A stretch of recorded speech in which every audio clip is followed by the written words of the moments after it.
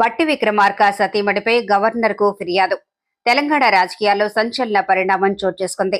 Deputy CM బట్టి విక్రమార్క సతీమణి నందినిపై ఆర్థిక అవకతవకలకు సంబంధించిన ఆరోపణలు తెరపైకి వచ్చాయి. విశ్రాంత ఉద్యోగులకు సంబంధించిన బకాయిల విడుదలలో ఆమె కమిషన్ తీసుకుంటున్నారనే ఆరోపణలు వినిపిస్తున్నాయి.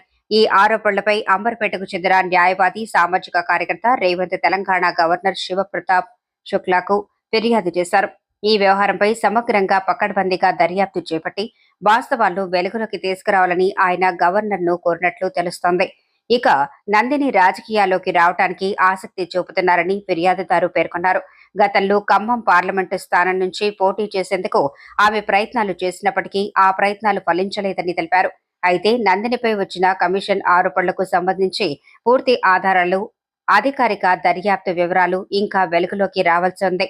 ఫిర్యాదుపై గవర్నర్ కార్యాలయం ఎలాంటి చర్యలు తీసుకుంటుందన్నది ఇప్పుడు ఆసక్తిగా మారింది.